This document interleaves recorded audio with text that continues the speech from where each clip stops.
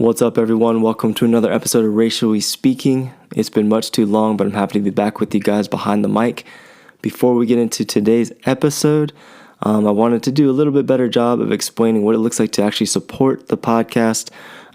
It's certainly my least favorite job of doing this podcast is promoting it and asking you guys to spend money on it. But I realized that if I believe in what I'm doing and what we're doing here, that I should do a little bit better job of explaining what I'm asking you guys to potentially support financially. So we have a Patreon page. You can check it out in the show notes or find it anywhere you get your podcasts. I don't even remember what the website is, but I think it's patreon.com/racially speaking, something like that. Anyway, please check it out for as little as $1 a month. I think you can go $3, $5, or anything more than that. But as low as $1 a month, you can be part of helping us, for right now, provide free textbooks for college students. This is something we really believe in. We believe in helping change the next generation, and we think that this is a really maybe a smaller endeavor to start off with. We hope to continue to give more and more money away, but for now, we're just operating completely as a nonprofit. None of this money goes in my pockets, in John Mark's pockets, in anyone's pockets. It only goes to supporting the podcast and helping it run, helping us purchase equipment when needed, which is really almost never, and other things that go into supporting the podcast financially. But anything we quote unquote profit off of gets given away. And right now we're giving it away to college students to buy the textbooks each semester, and have some other opportunities on the horizon to financially support as well. Really any cause down the road that lines up with what we believe in here at the podcast is what we'll continue to invest all the money in. So please check out our Patreon page to find out more. And for literally as low as $1 a month, I think as I'm recording this, it's Giving Tuesday. I'm not even sure what that means, but hey, maybe it's destiny. So as little as $1 a month, you can be part of supporting this podcast and being part of helping implement change, like we like to talk about on any of these conversations. So please check that out. Okay, that's enough about that. This conversation I'm about to listen to, I'm really excited for you guys to listen to, but I wanted to give a little bit of an explanation of what you're about to listen to. If you follow me on social media at all or have listened to us give little tidbits here and there over the last couple episodes, you know that we really care about engaging with the issue that is, or the issues surrounding the conflict in Israel between Hamas and Israel, Palestine and Israeli culture, Islamic culture, all these things. It's beyond muddy. There's so many different conversations to be had, and to be honest, I've taken it really slow. I haven't wanted to duck any of the topics or discussions. I've really wanted to dive into it, but this, perhaps more than any other topic that I've come across, really, there was a lot of reason to take my time in gathering thoughts, doing correct research, having the correct conversations and appropriate conversations behind the scenes to really even see if I was equipped enough to have this type of conversation responsibly. And so I think I got there. And anyway, I invited my friend Hilton, who I've been close to for a number of years. We went to college together, did some campus ministry together, and have since kind of drifted just because of proximity, as you'll hear about. But we share a common Christian faith and share a common desire to see justice and reconciliation and really to have honest conversations surrounding all these issues. Megan is a Messianic Jew by culture, ethnicity, and she has a really big heart for speaking up for her people. Her parents currently live in Israel, and so she was just a really great personal resource, and she doesn't like me to call her an expert, but as far as this conversation goes, she was an expert, and I found this conversation really helpful. We in no way had arrived at what I would say is a put a bow on it type of conclusion, as you can imagine, but I think it was a good conversation. We were honest with each other. We don't agree on everything. And hopefully it modeled, as we talk about, what it looked like to have these conversations about things that are just really difficult to talk about, but are important to talk about. And I came away encouraged that I think more of these conversations can be had. So So I hope this is really helpful. I love to hear from you. So please shoot me an email, shoot me a direct message, a DM, write us a review, share the episode if you found it helpful, because I know many of you have been looking for good resources and places to listen and read and have conversations about what we're going to talk about. So please, like, share, write us a review, and reach out if you want to have more and more conversations. So without further ado, here is my conversation with my friend, Megan Hilton.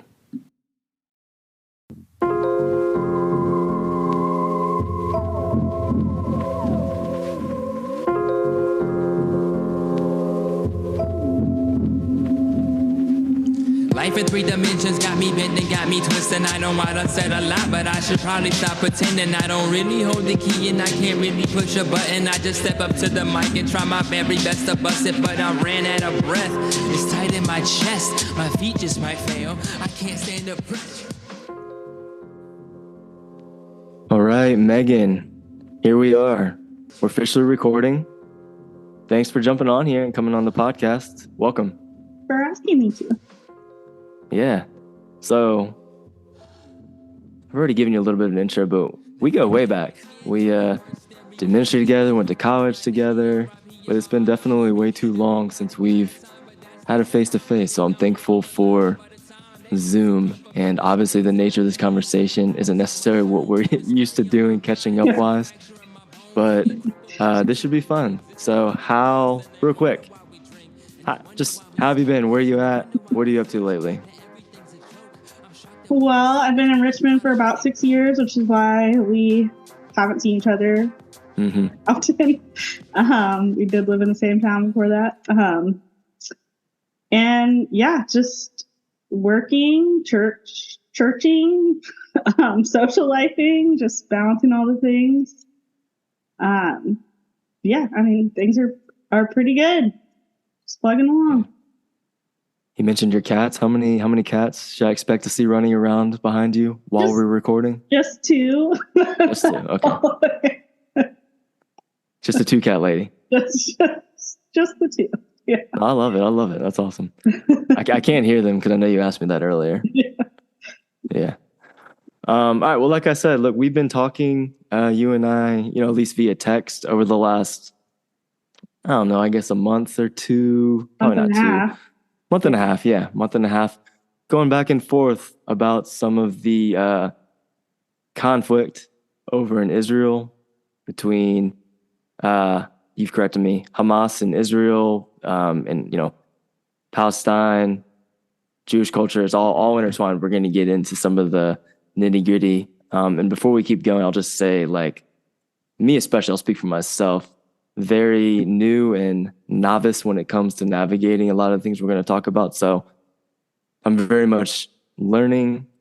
And I think you'll agree, Megan, we just want to have, I think, model even what it looks like to have a responsible, honest, justice-oriented conversation on some of these things that we hope is helpful to listeners, and that we say some stuff and end up saying some things that are helpful to people and learning how to navigate these things. Is that, you'd agree with that? Yeah, absolutely. I wanted to say from the very beginning that, like, you're not having me, Megan Hilton, on this podcast as like any kind of expert. Like, I'm just a person who has personal ties to this situation because of my family heritage and because of my family situation. And so just as my friend and as someone who cares about this situation, you and I have had conversations like via text over the last couple of months. And I think that both of us just want to just see if this conversation is helpful to anyone else, not coming from like a, this is what you should think point of view, or this is what's a fact, but just hey, in case anyone else out there doesn't really know how to navigate this, here's us talking about it in a public way. Maybe that's helpful. Absolutely. That was a great plug for when we put the episode out. If there's anybody that wants to know how to think about this, here's us talking about it. Here you go. Yeah, that's perfect. Okay, you touched on it. So I tried to convince you to convince you to come on a few weeks ago. We tabled it for a little bit, and then you eventually reached back out saying you think it, could be helpful for us to do this. So one, thank you. Two, I'll start here, and you alluded to it. So, I guess I'll agree. I'm not having you on as like an expert as far as maybe credentials or degrees or professionalism goes.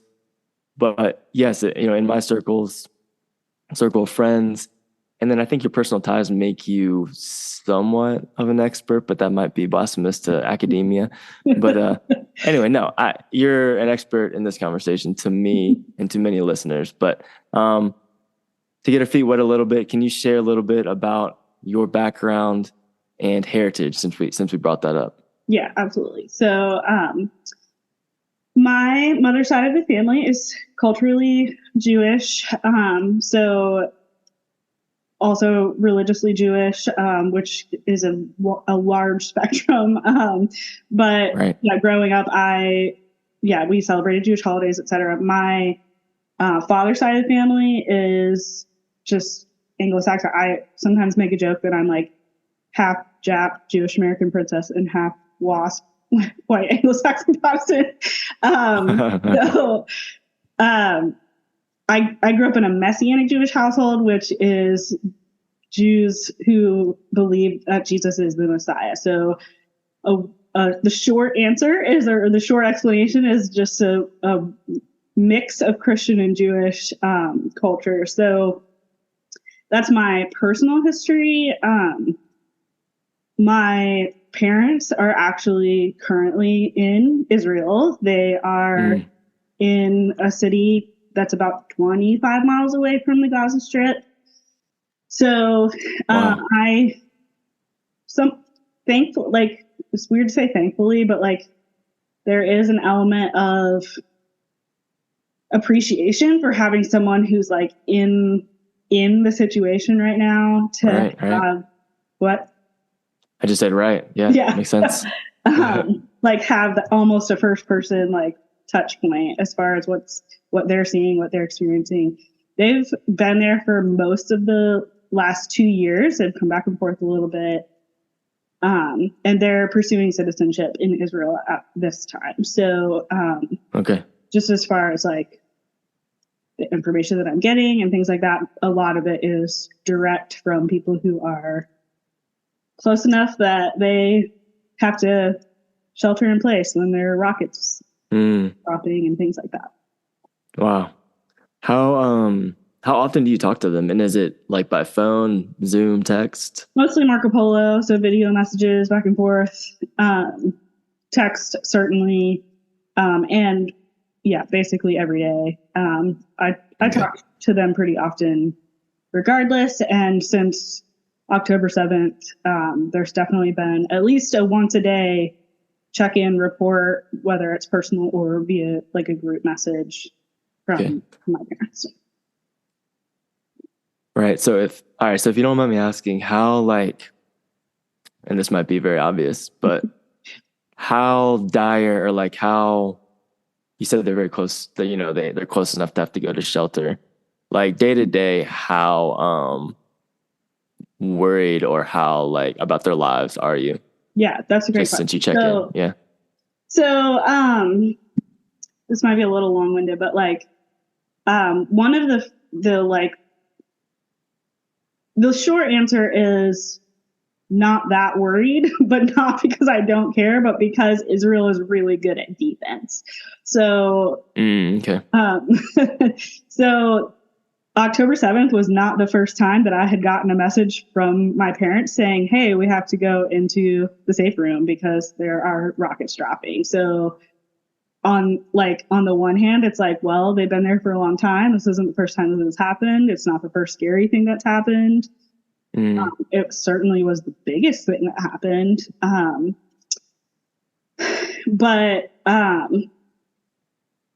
Yeah, I mean, I asked them that once. So they explained that depending on how far away you are from like where the rockets are coming from, basically, is the more time you have. So like the IDF will recognize, hey, rockets are coming in, and they'll set off alarms, and they're far enough away that they have about 60 seconds to get to the safe room. And Israel requires every new construction to have a safe room that's fortified with like 50 centimeters of concrete on all sides or something. So like, as far as the day to day, how worried am I? Not super worried, because they have assured me of all of the safety measures that are in place. But Gotcha. it's still crazy. Like, it's still Yeah. a crazy reality that they're that close to what's happening. And that, I mean, getting a message saying there was only one red alert today is not something you get used to very quickly. Yeah. Yeah. That's a great summary. All right, let's get into it. So I want to start basic level, just so we're on the same page, people listening. Let's attempt it. So between the two of us, to kind of summarize, I'm mostly depending on you, Megan, best we can together, what happened on October 7th, kind of what led up to it, and what's going on now. You said this isn't the first time something scary has happened, or that even your parents had to go into a shelter. October 7th, we'll get into the nitty gritty, but what bare bones, what happened October 7th? Yeah, so I have heard, like, some people ask, like, is it comparable to 9/11? And I would say, yeah, as far as the surprise and the like just level of destruction, yeah, something like that. As far like that would probably be the closest that we could understand. Okay. Yeah, it was. I mean, it wasn't a massacre. It was the worst violence that Israel has experienced since the Holocaust. Within hours, like just a couple of hours, basically. And it was very clearly planned for a long time, because it was organized enough that it wasn't just a bunch of like extremists just going nuts. It was like very planned and executed. Calculated, yeah. Okay. And another parallel to, maybe like in 9/11, this was at the hands of Hamas, which we'll talk about some. Right. Many people, including myself, are new to even knowing what the terrorist group known as Hamas is and stands for. So, like in 9/11, at the hands of, it was a terrorist attack. This is a terrorist attack by Hamas, not, just so we're all on the same page, Palestine or the Palestinian people is by Hamas specifically. Is that accurate to say? Yeah, there's a lot to that, but the short answer is yes, that the attack was perpetrated by Hamas, not by Palestine as a nation. And there's just so much that goes into all of that. And as with any government power, like, it's like, obviously the ruling authority represents the country, but with Israel and Palestine and all of the things that have happened over the last anywhere from 30 to 2,000 years, there's just so much nuance. So like, just like here, whichever political party is in charge of the government for this period of time, that does not mean that everyone in the country agrees with them, backs them, etc. Especially Hamas. Like, Hamas is a historically violent, terroristic, like, they're part of their government, like, platform is to destroy all Israel. So they were voted in by the Palestinian people, but again, there's a lot of context. I mean, it's just right. So I think that's one thing that's important for me to clarify to people, is that, like, this war that began with this attack on October 7th is not your run-of-the-mill Israel versus Palestine fighting over land situation. Like, this is a terrorist group attacked these people, and then these people are defending themselves, as always do. Yeah. I'm even going to read off a little bit of the notes that you and I have shared before this. So you covered a lot of it, but some of your notes were, Palestinians believe that Israel is committing military occupation of their land. Israel has historically fought back in defense and captured additional territories as a result of wars over the last 20, 30 years, which you mentioned. Israel would trade land for peace. Israel has unilaterally withdrew from Gaza, sometimes even forcibly removing Jews from their own homes.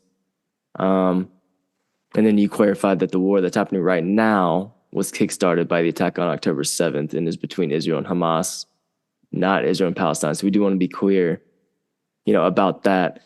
But I think the nuance in there, based on stuff we've talked about, we've listened to some of the similar things, some different, and read. I think some of the pushback, and this is genuinely where my knowledge is very, very limited, and we'll get into some of the, where does misinformation come into play with some of this stuff, like legitimately. Let's see, how was I going to ask it? I feel like I know where you're going.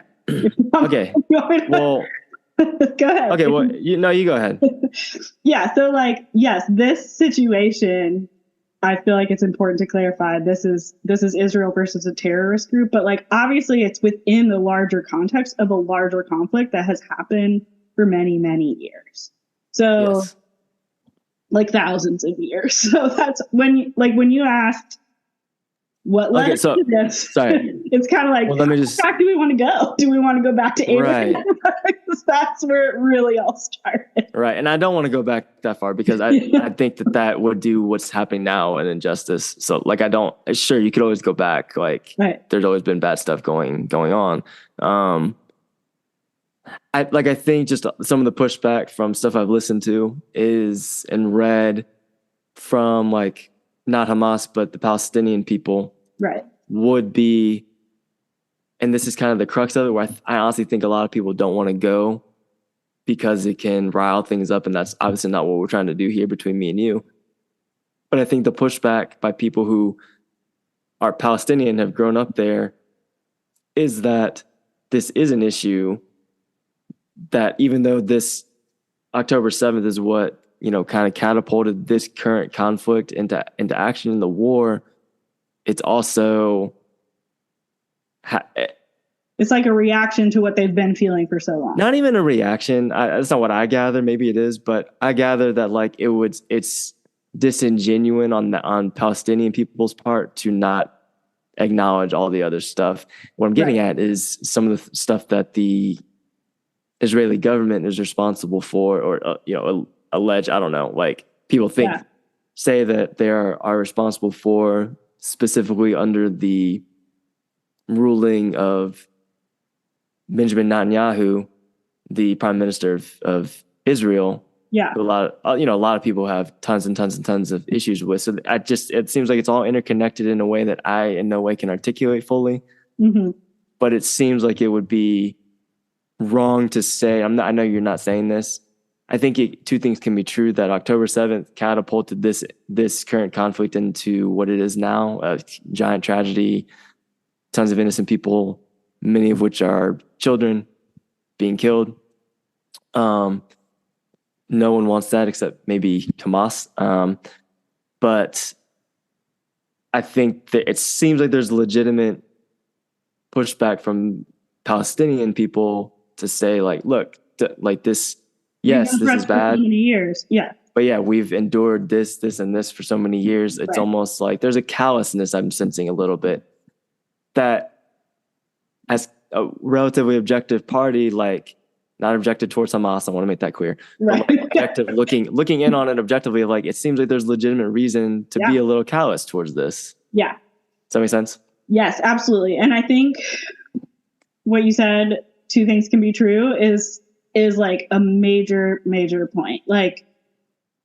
And you've asked me this before, how do we avoid being both sidist? And what's interesting about that is that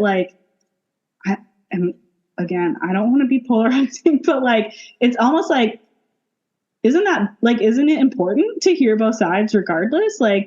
Sure.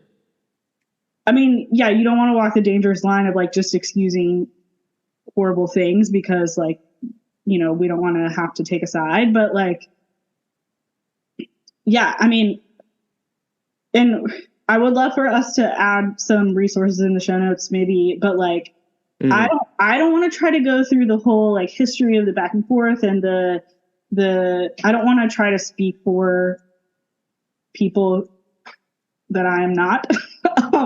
But from what I understand, yeah, like it is, two things can be true. It can be true that Palestinian people are the like native inhabitants of that physical land. And it can also be true that Israelis and Jews also feel like they have a right to that land, and at times have even, like, just like people do in, I mean, it's something that helps me think about it is we live in the United States of America.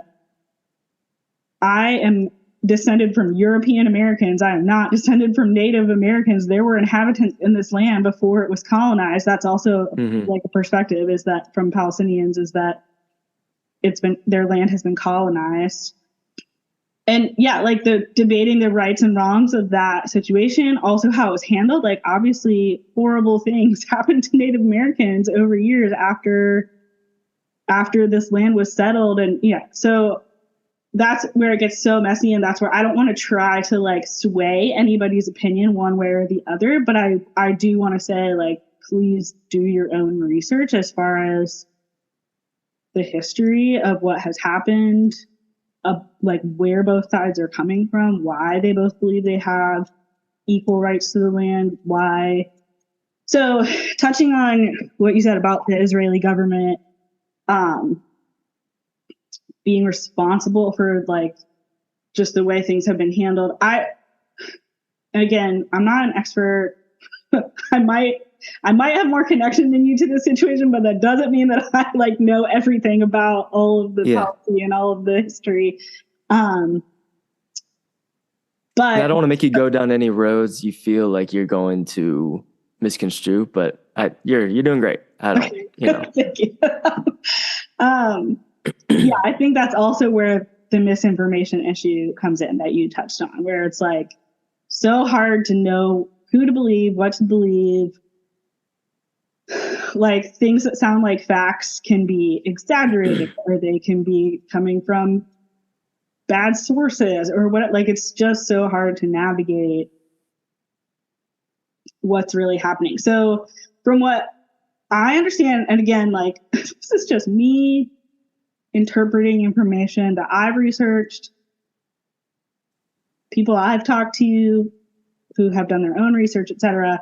What I understand is situations like this. So, yeah, like obviously there have been all these wars in the last 30 years. Like the UN attempted to divide the land into different sections. That was this crazy puzzle of this is Arab, this is Jewish. And since then, there have, been situations where Israel has like militarized and annexed those lands back.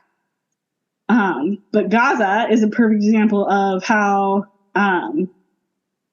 they were like, okay, well, so like when you colonize or when you militarize and overtake a land, you're going to control it. Like that's how it works. Like whether or not that's okay, whether it's right or wrong, who knows? But that's just a fact of how politics works. So, yeah. Again, like Israel would trade land for peace. That's what the notes that you were reading earlier. So they would say, okay, we'll give you back some of this land that we took over. Just like, let's just live together in peace. Like, here's your land back.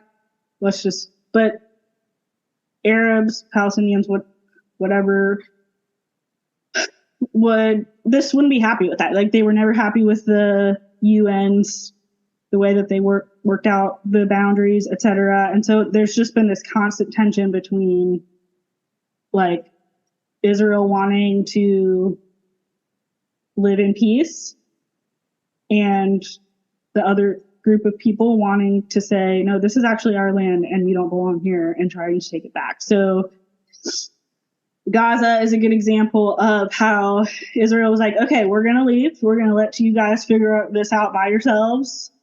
You want your own Arab state? Here's your Arab state. It's the Gaza Strip.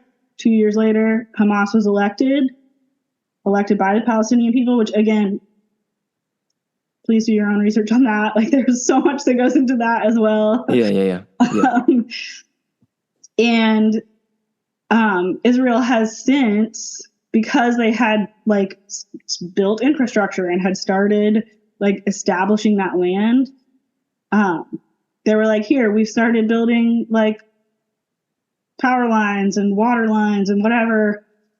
So they have like continued to provide those resources to the people. But Hamas is this extremely corrupt, extremely violent government entity that absorbs all these resources and lets their people live in this horrible poverty, which is so easily construed as, well, Israel controls these resources and look at how these people live.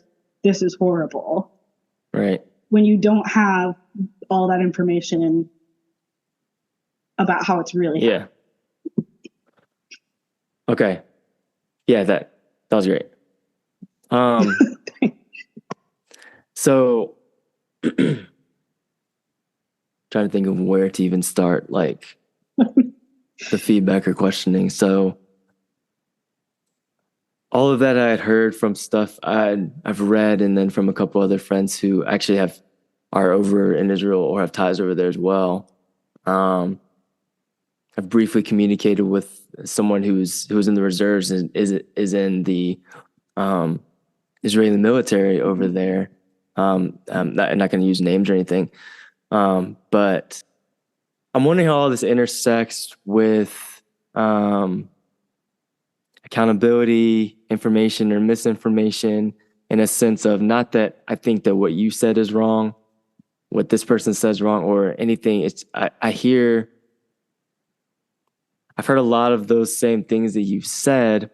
And so obviously something is true. Like, I know we just talked about two things being true. In some ways, two things can't be true. And so that's why like the crux of some of this stuff is just so, I totally get it. And usually I'm like, no, everyone should be engaging. I've probably even said that about this issue, but like, it makes perfect sense when people are like, I don't know what to do. Like, I can't even enter into this whatsoever. So I get it, because so like, I would just take one of the most glaring examples. Like, if you've been on social media, like you or listeners, like the killing and slaughtering of innocent people, especially women and children, civilians. And so many Americans are up in arms and condemning Israel in a huge, huge way, kind of villainizing Israel because of their response after the ones being attacked on October 7th. And people like, like a Sean King or somebody post after post after post, and other sources and news outlets post, the most horrific videos and pictures and stuff. I don't, recommend looking at them, but they're there, I scrolled past them and stuff, but just innocent people, and essentially blaming Israel and then blaming the fact that the U.S. provides billions of dollars to Israel every year, and are essentially literally calling President Biden a war criminal for committing genocide. Yeah. So there's that side of it. And so I just see stuff like that as like, okay, he is doing that or he's not, type thing. You know what I'm saying? So like, it's just like, it's obviously a big, Biden or not? Biden. Sorry, Biden. Yeah. Which then also Netanyahu, who I know nothing about except for stuff that I've read or listened to about him. So it's just I'd wonder, because we've gone back and forth about this a little bit. So you have October 7th, and then obviously Israel, anybody that's attacked, like we as Americans, at least would stand behind that. If we think back to 9/11, are like, well, we have the right to retaliate. Right. And I think I'm fine with that. Like, that makes sense. Like, you get attacked, you can fight back. So then what happened with Israel now being the bad guys in all this. And I think the crux of it is, well, they should have found a different way to not kill all these innocent civilians. And then Israel's response is, it's Hamas. They're, like you said, using innocent people, excuse me, as human shields. Mm-hmm. And, I've been told by, stuff I've read, people I know over there, that they give, warning, do all their due diligence to make sure they don't, people are out of harm's way and they have all this notice. And then the other side is, where they're supposed to go. You guys control where they're allowed to go. Right. And, it's said that they're bombing, Israel's bombing exactly where they say they're not going to, all this stuff. So I'm like, what are we supposed to believe? Like, yeah, either way, innocent people are dying. There was an attack on October 7th, but now there's a lot more attacks in retaliation. Obviously, as we're recording this, we're in the middle of a ceasefire. Mm-hmm. I don't even know what my question is right now in this moment, but deal with it. Like, I'm hopefully voicing what, people listening are thinking. Like, what should we think about what's going on? It's not to put you under pressure, but I'm hoping you can help navigate a little bit for us, Megan, since having family over there and whatnot. Yes. And again, I want to be careful not to make any statement of this is what you should believe. But I think that if you're struggling with that question,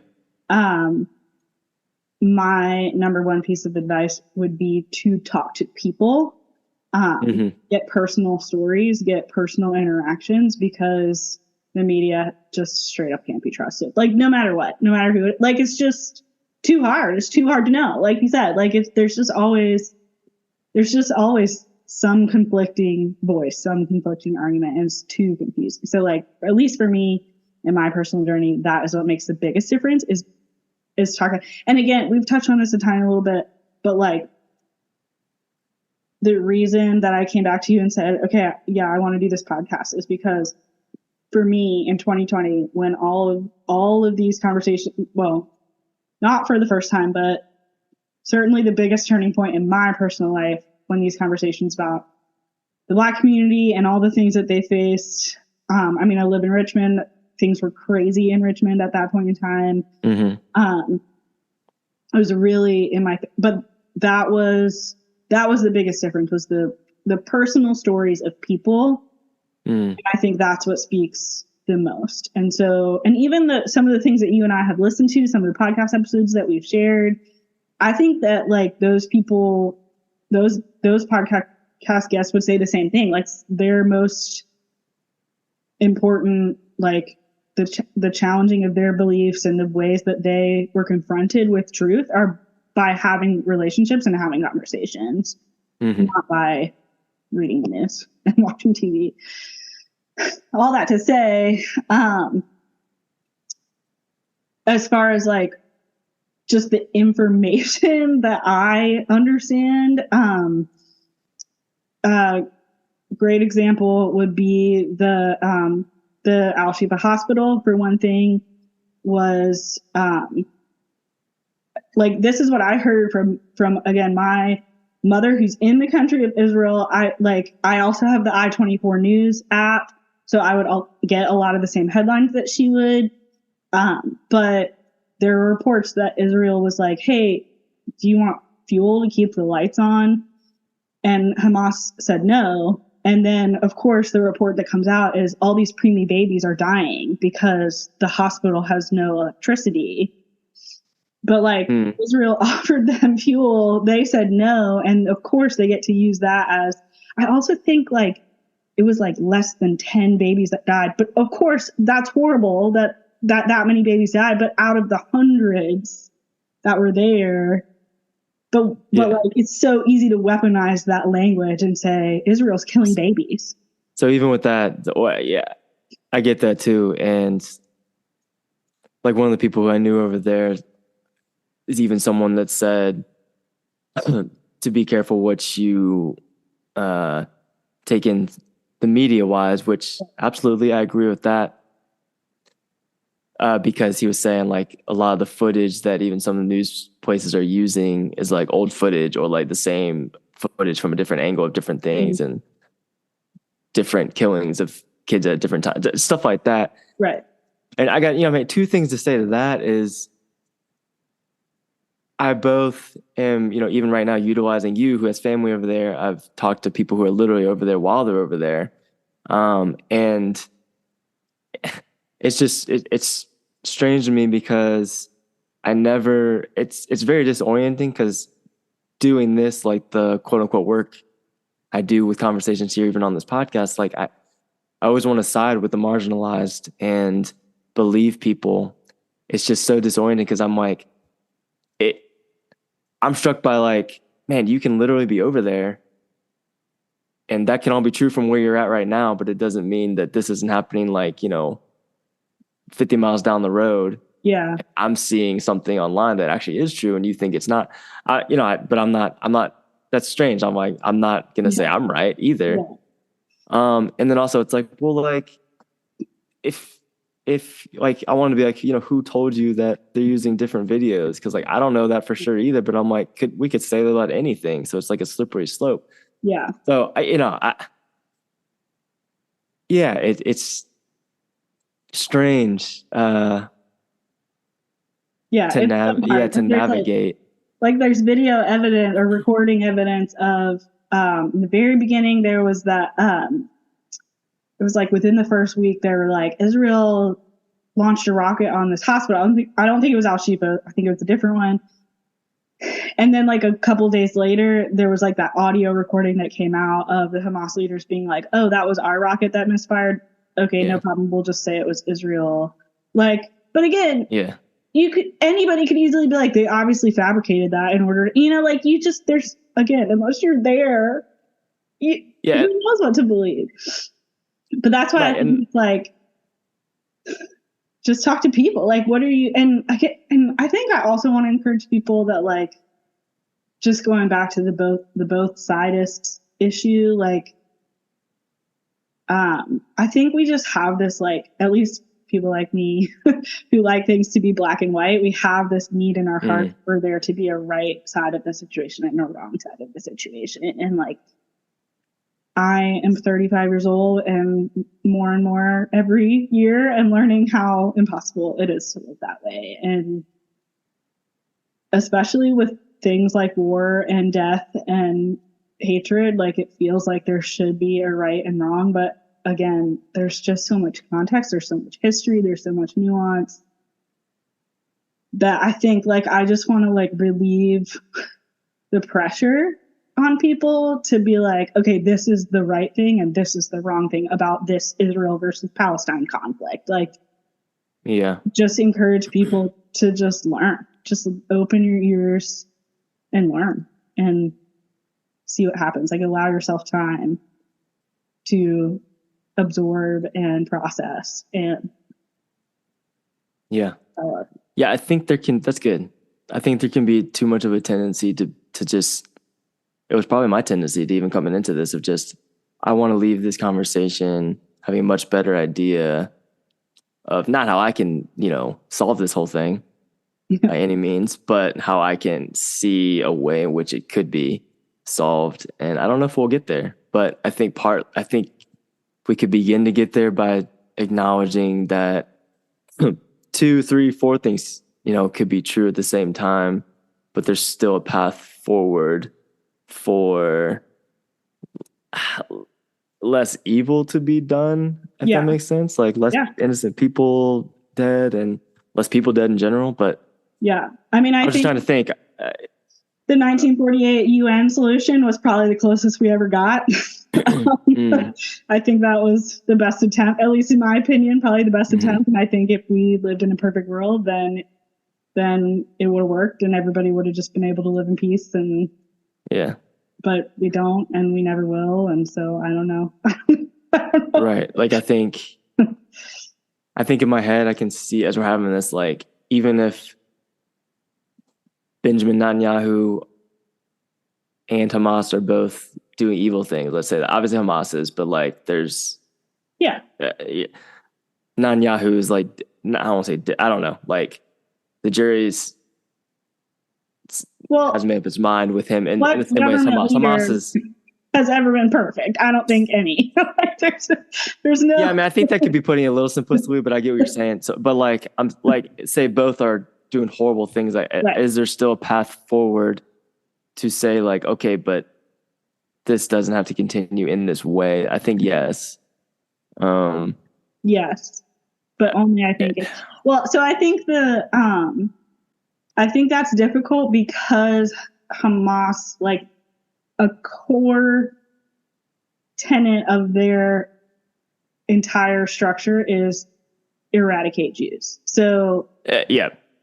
so I think, yeah, it's like what you're asking would be possible if both parties were willing to pursue that. But I think Right. No, that's good. That's good. That's a good call out. I mean, what I said is probably could be pretty offensive. What I'm not saying, is that Netanyahu and a terrorist organization, Hamas, are equal, or that there's some naive way to look at it as like, oh, they should just hold hands and call a truce or something. Yeah. But I'm just trying to think of people, like the innocent people that are lost in all this, and is there a way forward? Because I was kind of going off of, well, everything's not ever going to be perfectly peaceful, so what can we work with? But yeah, absolutely.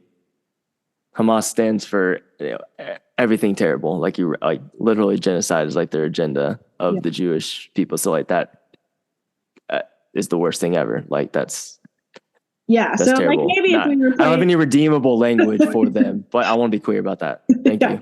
Maybe if you replaced in your question Palestine and like just the Palestinian people versus not Hamas, but Netanyahu. I do think everyone should be on the same page with targeting Hamas and getting rid of them. I think that's okay to say. But yeah, anyway, does trying to think of how to turn the corner here with the second half, but we were talking earlier, and so something you said is that you think that I want to be clear about both siding things, because I'm pretty vocal on here often about being adamantly opposed to both sidism, both siding things. At the same time, I do value hearing both perspectives, because I think that actually helps you not both side things a lot of times. Yeah. You said you think it's similar. Sorry. Oh yeah. It could be similar to responding to like a Black Lives Matter with All Lives Matter. Yes, it's a true statement, but it misses the point. And I think you're referencing saying, there's the terrorist attack, and then, Israel's done bad stuff too. So it's a clean slate type thing. Yeah. I agree with that. Like that's absolutely not helpful. And I think the comparison on its face is true. I did want to give like a little bit of pushback on that, because I think that's not quite what somebody like the Palestinian people, like we mentioned towards the beginning, are necessarily doing. Tell me if you agree with this. Like I think, to paint with broad strokes, people for the most part that camped out under All Lives Matter in response to Black Lives Matter were more often people who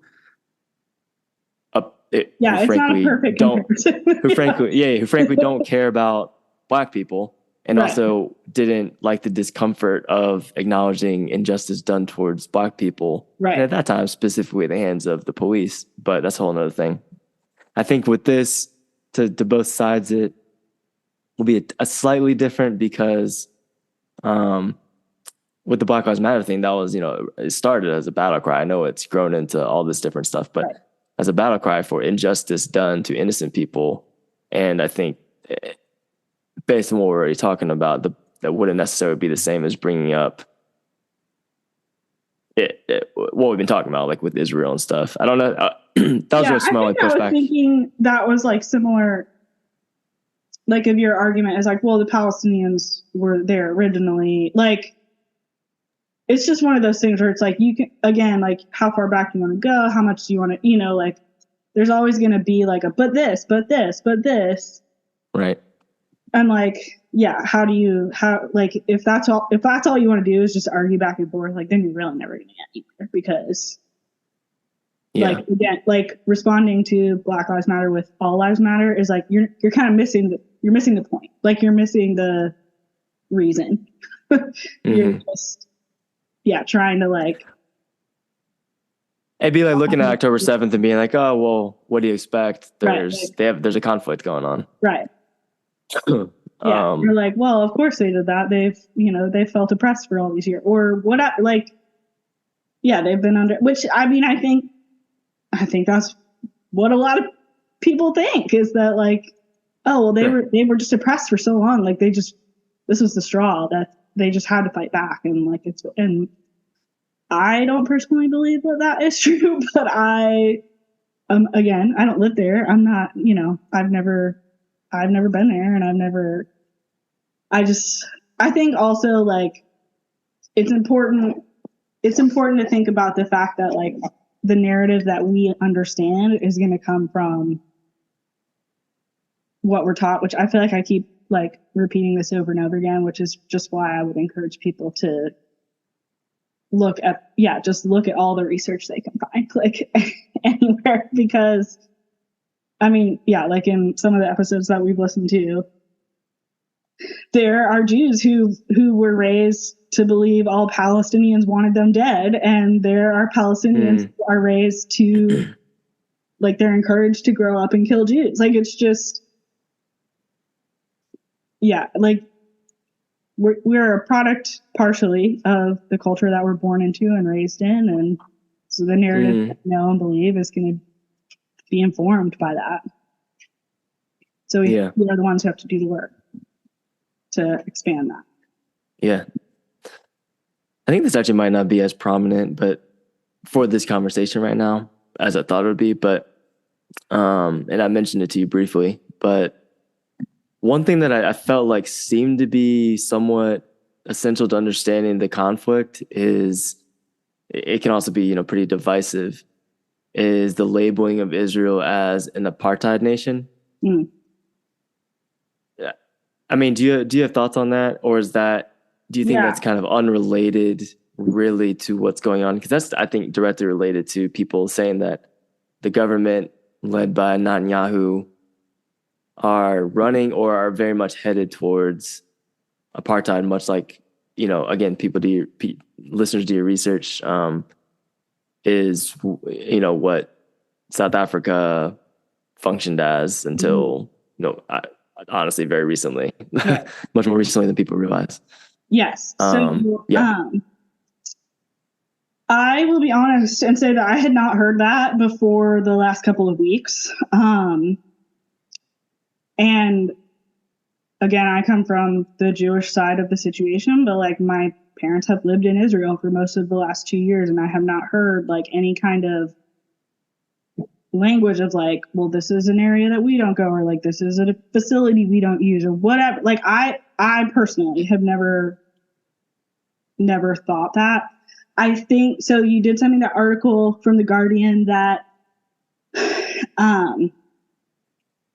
couple thoughts. One, I felt like the tone of that article was very like, hey, this is the direct, like I have the author has experience with South Africa. They were there.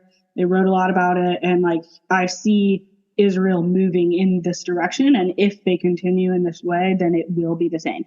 That is like, again, not necessarily misinformation, but it's definitely like a fearmonger. Like it's like a very scary language way of writing the article, because of course it's going to rile people up. Like, of course that's going to freak people out. And I think that there are things like that were mentioned, and I think there are things you can find even on like Wikipedia that would easily be used to support that claim. For example, like I mentioned, my parents are in the process of applying for citizenship in Israel. And yes, they have a very difficult system of basically having to prove that they're Jewish. And like the law of return. And Israel definitely has laws in place that I think have been, this is just my opinion, but like, I don't believe that the intent is the way that it's being talked about in articles like that, where it's like, well, this is being used as a way of keeping these people out. It's kind of the opposite. Like, it's like Israel has just been so desperately trying to establish their own nation state for so many years that this is how they're doing it. They're like, this is our land. Like, we want, and every country, like, I mean, I don't know one person who immigrated to the United States that easily got their green card and got citizenship. Like, it takes years. It's a huge process. It's a long time. Right. Well, I have a couple of things I want to ask, just for people listening that might innately want to ask you this question, a couple of these questions. So I mean, according to like apartheid in that article, you know, you were saying, based off your parents' experience, them never saying, you know, they couldn't go to this place or that place because of apartheid. To play devil's advocate, I'd push back and just, I don't want to say push back, but like, I think a listening ear might think, well, that would make sense. I would think, because if they're Jewish, then they would have they'd be at the top of the caste system, and so they wouldn't experience that. Right. So that's what I say to that, and I guess would wonder what your thoughts are on that. And then I'm not saying like the article you referenced, it was just like, oh, this is 100% convincing, but I will say like the feeling of it, like the author's writing was his experience, and I thought very well researched as well, but like I think he used the words like fear-based or fear-mongering or whatever, and it was just more theoretical thing of like, it looks like they're headed towards this but not actually there. Yeah. I would say that, like, and rightfully so, I'd be hesitant to sidestep that sentiment just because of what I've even heard from, and again, I don't want to do this to you, what I'm saying, what I'm cautioning maybe you doing to him. Anyway, yeah, you'll see what I'm saying. Like, I've heard that a lot from the Jewish community too, as like, if there's even like a whiff of like anything even remotely a minusculely adjacent to like, you know, the Holocaust or something, or like you said, October 7th, like, has just been the mantra of a lot of the Jewish community of like, it's been the worst thing since the Holocaust, the worst thing since the Holocaust, worst thing since the Holocaust, like, this will never happen again. Or like the rise, which hopefully we'll have time to get to, like, there's been a rise in the US and anti-Semitism and even that kind of stuff, that feeling of like, immediately anything like that anti-Semitic right now comes up, it's like, I feel like it could be easy to be like, well, yeah, it's just a feeling. This isn't the Holocaust. Like, you're bringing up a fear-based thing off of your personal trauma or something like that. You know what I'm saying? It's like, I don't know if I personally would think that was a reason enough to think that's. I would, again, I'm having an objective conversation, but I would have trouble hearing that as a justification of, like, I'm not convinced out of thinking, well, I'm not very convinced that that's not that apartheid-ish stuff is not going on, if that makes sense. I mean, I think that's fair. I think that, like, again, I am on the Jewish side of the situation. So, like, to me, it makes sense why they would have the law of return, why they would, like, I mean, it's also interesting because it's like, my parents are American and they desperately want to live in that land, and they're having to wait years and years. Like, they've gone through so much red tape, and it's been a hard process. Like, it's not like I'm thankful that they've had such a hard process. Like, so there's, there's a lot of nuance to it of, it like, it can be hard, but I think I was just trying to say that, like, you can easily say, like, point to this and this and this and say, like, see, this is how this supports. And I mean, I don't know the future. Like, maybe that guy is right. Maybe, like, if it continues this way, it will get that bad. I don't know, but he also doesn't know either, because he also, I don't believe, has been to the future and has seen the outcome. So, like, again, I think that it kind of goes back to, like, my advice would be, like, stick to the personal testimonies, the personal situation, because it's like, yeah, we can convince ourselves of anything if we start playing the what if game, or whatever. Like, and I guess I don't mean to make that sound like it's not important to think about that stuff and to be concerned about that stuff. Mm-hmm. But I also like, again, like you and I having this conversation is not going to change the world. Like it's not going to affect the decisions that they make. So like at the same time, let's not sell us short here, Megan. Like, yeah, I mean, I don't know. I guess I don't have a full opinion. That's okay. All right, last couple, but real quick. So why, it seemed like this was important, and I might be missing me, and listeners might be following better, but why is it important that it's been such a hard process for your parents to get that citizenship? I think I was just trying to provide context of like, just because we understand or like might even agree with the intent behind it doesn't mean that like we don't also understand that it can be frustrating, it can be hard, it can feel like why, you know, like why won't you let us be, like I think I just was trying to say like I think people can identify with the feeling like they're being kept out of the country that they want to be in, even if they're Jewish. Okay. Yeah. Okay. I see. Makes sense. Okay. Let's see. What else do we have on here? We've covered most of it. We're killing it. Yeah, you did touch on the rise in like how. Yeah. Thanks. I lost my spot in here, but yeah, I did want to touch on, because obviously we majority of people listening, as well as you and I, me even more so, are here in the U.S. I don't have family members over there, and people listening most likely are not over there right now. But I think that can be sometimes legitimate. You know, we can't, save the world, every little thing that happens all over the world, especially if it's not, in proximity. But I want to ask, like, what is, in your opinion, and maybe this will be a little bit of your personal story, but how can listeners engage here in the U.S. with what's going on in a way that is actually helpful? For me, it's been, you might say the same thing, but having these kinds of conversations and just understanding what people are going through in the Jewish community, Islamic community.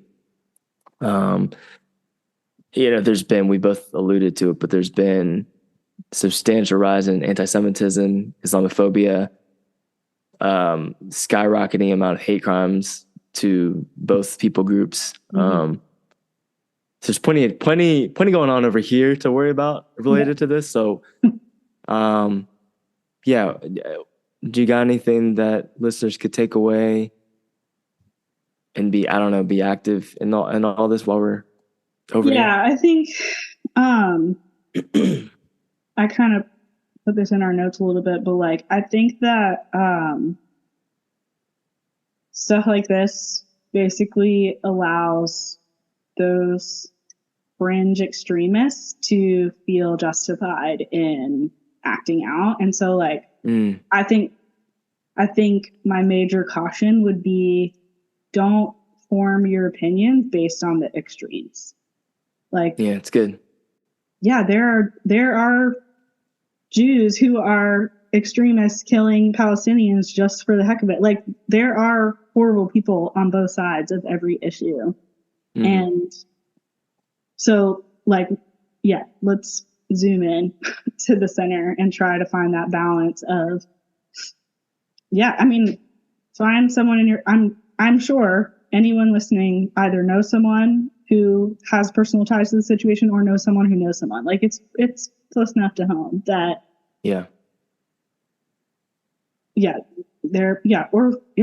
things like this podcast, just listen to people's stories and listen to conversations. And I think it's so easy because it's so like flashy in Hollywood to look at those horrible news stories and then like we were saying earlier, like there's our hearts want to be able to black and white, right and wrong situation. And so when you look at something horrible happening, you want to be like, well, obviously that side is the wrong side and this side is the right side. But extreme, I don't think anything extreme either is right. Like there has to be a balance. If you're 100% on something, you're probably not right. Yeah. No, this has really challenged me. What was that? I guess there might be a few exceptions, but in general, in life, there's just so much. Right. I mean, all this has really, really challenged me. I kind of, I've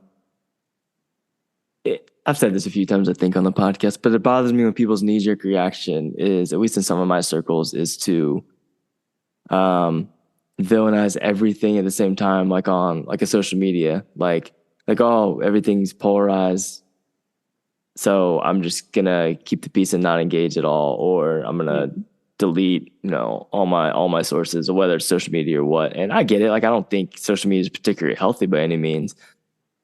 But I hate that knee-jerk reaction when it's from people that aren't engaging well, because then it's like, well, you're not going to be able to engage anymore. You're not going to know at all what's going on if you can't wade through some of the polarization. Now, I get it. Take care of your mental health. Don't engage needlessly. I don't think if you didn't, post a black square, you're a terrible person or something like that type mentality. But to just check out is not good either. Which again, like, that's extreme. It's either extreme immersion or extreme cover your ears. So I try to be, like you said, the balance. Like, I don't think the response is like, okay, I got to get out of here. But I will say this has particularly challenged me to take a step back a little bit, just kind of innately. I haven't made, I didn't take make a proclamation or vow and be like, all right, I'm off social media for 6 months or something. But I've been like, wow, I really need to spend some time doing proper research, even more so, and looking maybe some of the extreme sides, but really finding out truth. And that, like you said, that's only going to come from talking to people, old friends like you, Megan, and some other people. And I think it sounds very basic, but yeah, ask around. You definitely know somebody, or know someone who knows somebody. Yeah. That could be a good resource. That's been extremely valuable with all kinds of issues for me, that I can just, remember someone said something one time, like, oh, they might have a tie there. I remember them mentioning they went to this country at one point. They might have a tie over there. And honestly, sometimes people are surprised about people they know when you ask. Like, oh, did you know someone that was involved then? They're like, oh, you know what? I actually did. So I think that's extremely, extremely valuable advice. All right. Last thing, other than talking to real people, and I know you've mentioned some other things, but do you have any other resources people could check out, whether it's podcasts, books, etc.? Yeah. So if you don't know really much of the historical context of the conflict, John Green, who's pretty internet famous, he's an author. He was like Fault in Our Stars. He does a crash course on like all kinds of different things, and he did a crash course episode. It's about 12 minutes long video on Israeli-Palestinian conflict, and it was like 12 years ago. So it was like it's not about like it's not in response to any of this or whatever. Like, this is from before. So that, I think, is a really great resource that he does a good job of giving it in, and like he gives a good picture, like an over, like just covers it all, but not in a ridiculously long amount of time. Right.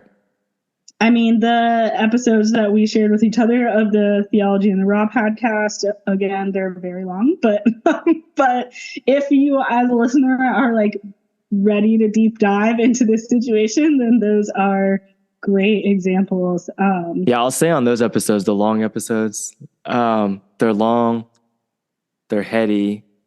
With that said, there's nothing much more accessible than a podcast. Yeah. So, I take that with a grain of salt, but listeners, for those of you wanting to dive into this, like, that's, in my opinion, given to you on a silver platter, free 1-2 hour conversations, long maybe, but how accessible is that? Anyway, sorry, go ahead. Yeah. That's all I have. I don't know. Maybe by the time you publish this, we can come up with a couple more to tag in the notes or something. But oh yeah, absolutely. We'll try and tag everything we mentioned in here. All right, Megan, thank you so much for doing this.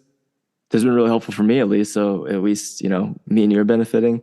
Listeners, I'm just kidding. I know you guys will benefit a lot from listening to Megan. And yeah, hopefully this has been productive and helpful.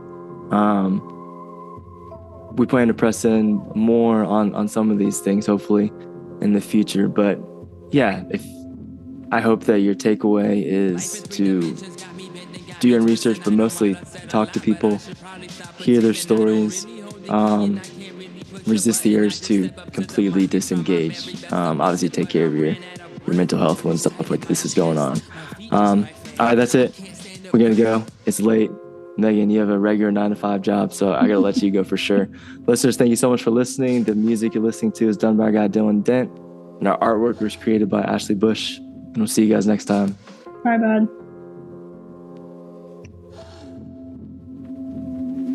The nightmare might scare you no worse than reality. They hunt you by day, R.I.P. Ahmaud Arbery. Everybody got a time, but that's less than comforting. I hope I'm alive by the time they choose to comfort me. Mosquitoes in the vein, or leeches on my soul. This money on my mind is a fracture in my bones. You get crippled by continuing existence like a ghost. And they wonder why we drink, and they wonder why we smoke, and they wonder why we think that everything's a joke. I'm shocked that we can sleep, must be the thought of letting go.